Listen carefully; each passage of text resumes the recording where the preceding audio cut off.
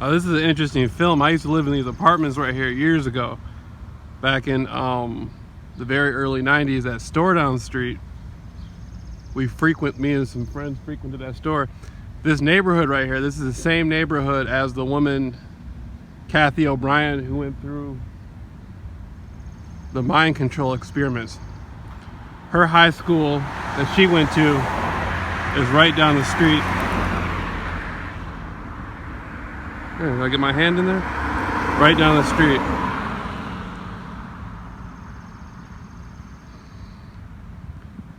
These used to be army bases right here. I remember her telling me one time she used to go jogging through where there used to be army bases.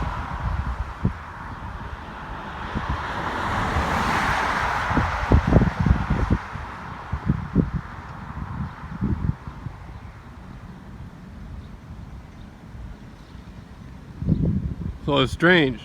One person got mind controlled in this neighborhood, and she's known as being like the most famous MK Ultra experiment, or allegedly she got mind controlled. I wasn't there when it happened, you know. And so now I'm being gang stalked right here. So people have been mind controlled here, gang stalked. There's something going on.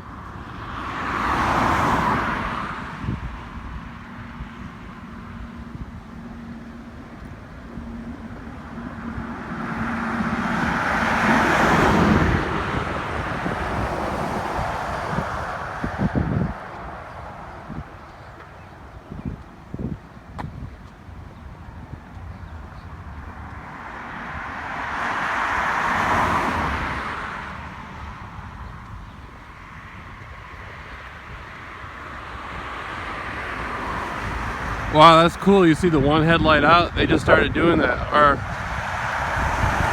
it looked like it was one headlight out, but then it looked like it had two headlights.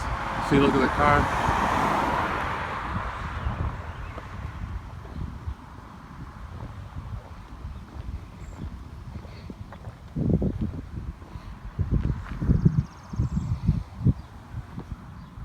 The traffic looks like it's stopped.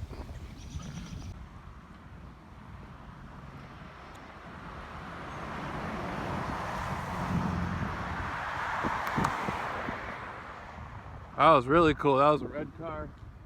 That was a red car doing the brightening with another car. And you can see it coming.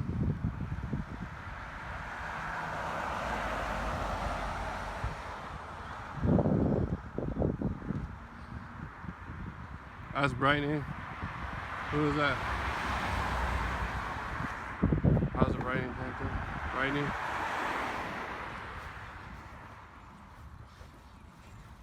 Hey, what's going on, man? He looked like he was on an assignment. Now we're gonna cross over this street and go into another neighborhood. This is a real nice area right here. This quiet area. But look at all these people are participating.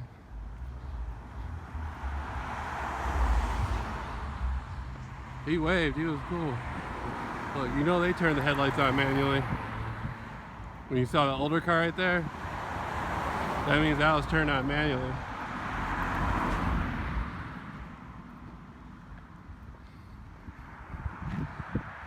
And look, this is broad daylight. 1, 2.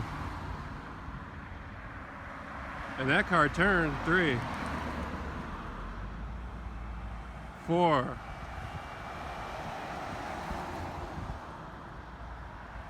5.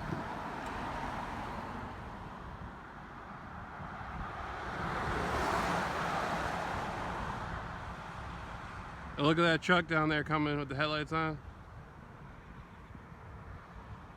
You think that's normal? The majority of those cars had to manually turn their lights on.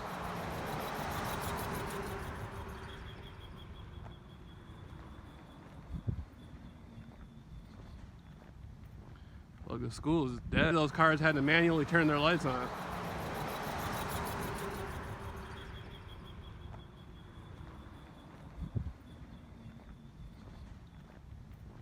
Look, the school is dead. It's empty.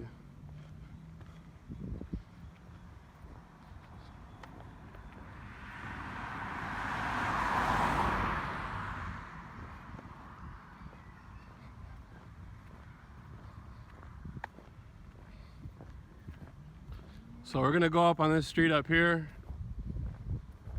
And you know, we're gonna cross over to another neighborhood and watch the gang stalking. All this is gang stalking, and it's meant to keep the individual like, it's like a form of harassment, but on a deeper form, it's psychological.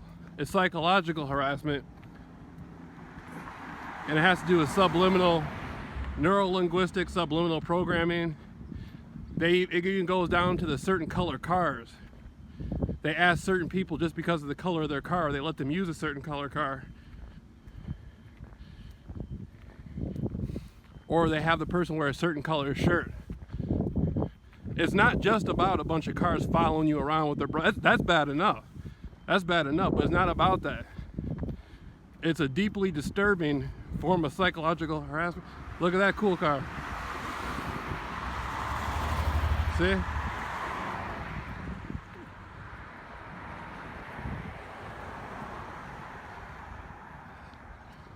That's crazy. I'm getting gang stalked outside the MK Ultra chick's old high school. Isn't that cool?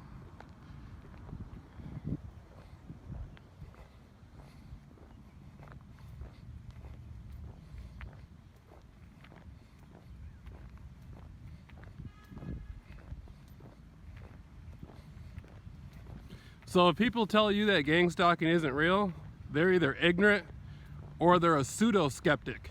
They're pretending.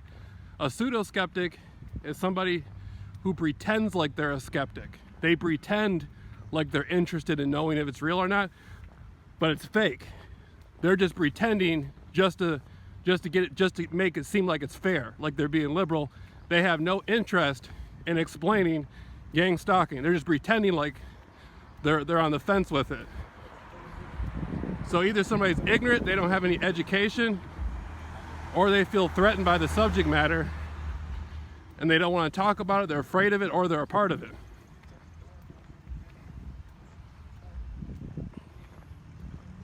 I've been watching it for 3 years. Nobody can tell me anything about it. The only person who can tell me something about it is somebody who's involved in it, doing it, or somebody who's going through it. But as far as somebody saying it doesn't exist, show more. I've been living it for 3 years. There's nothing anybody can say that's going to change the fact that I've been living it for 3 years.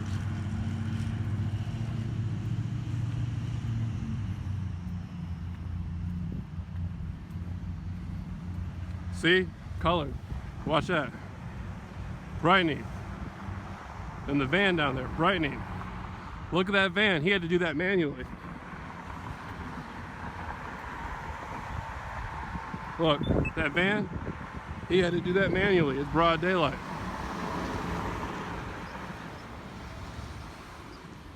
Now look over here.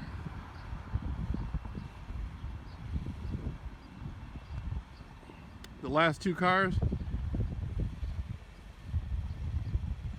Then that white car by the bicyclist.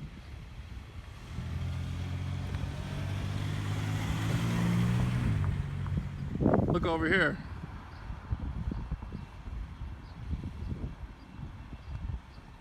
The last two cars.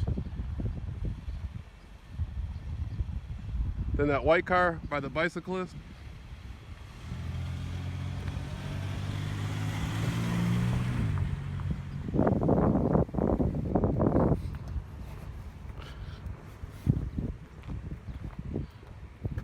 And you can see how those cars right there that lined up, the white car, then there's another car behind that car approaching.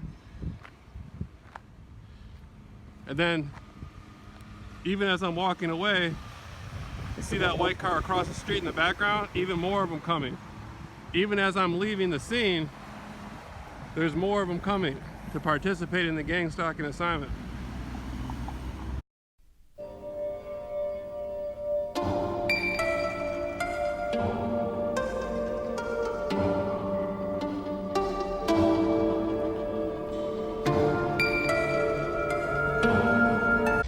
Change the fact that I've been living it for 3 years.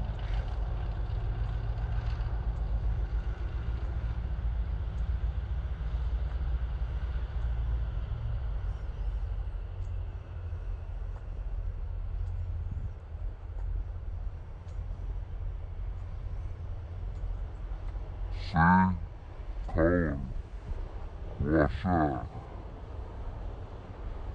Brian, and the van down there, Brian. Look at that van, he had to do that, man.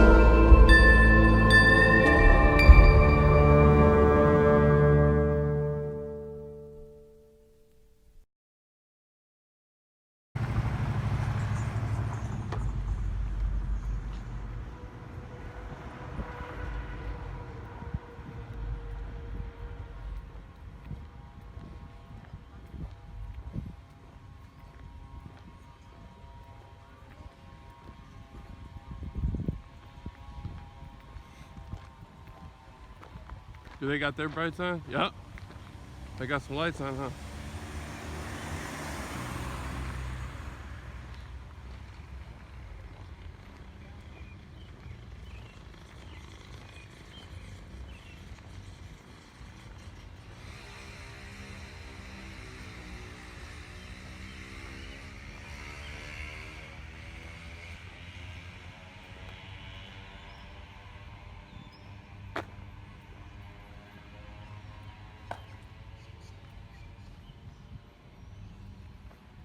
Look at that dude with that Home Depot truck right there.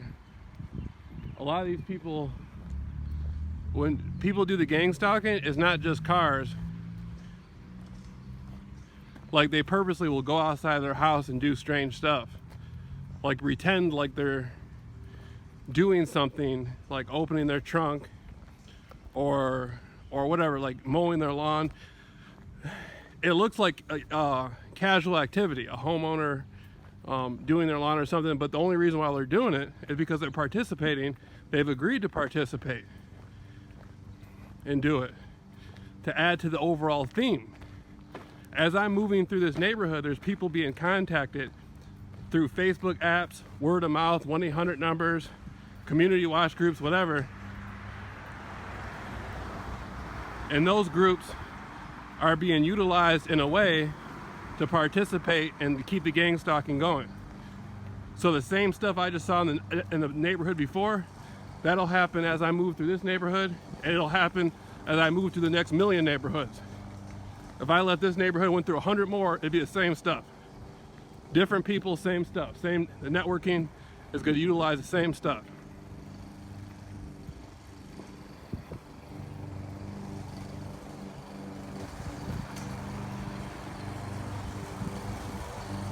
An orange shirt and an orange lawnmower, huh?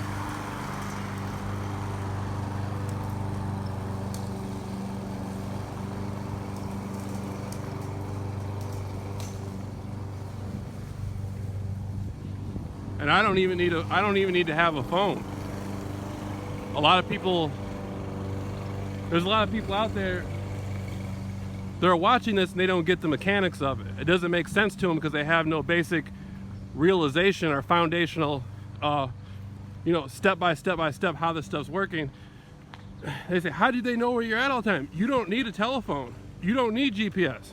I can go set this phone down and get out and just take off running down one of these alleys, hop a couple fences, go hide under a car for an hour and come out. It'll still be the same people doing the same stuff. There's some sort of aerial view through drones or satellites or something. There's somebody buying space. There's somebody buying space who can watch me walking right now. That's the ultimate dream tool for a stalker. Somebody who stalks somebody, what would be their ultimate, what would be the, if your goal is to stalk somebody, what's the ultimate thing you could have? To watch them at all times. So, if you can utilize technology and people could be using GPS maps, 90% of these people are looking at their phone when they pass by. They're using the GPS maps through the gang stalking assignment. So if somebody has the ability to watch me from the sky and know my movements, that's the ultimate tool of somebody doing the stalking. That's the dream tool. That's how they know where you're at all the time. You gotta wake up, it's 2018. This isn't the 1980s or the 1950s. There's satellites out there, there's drones out there. You know? You can't be stupid, you gotta wake up. Pay attention.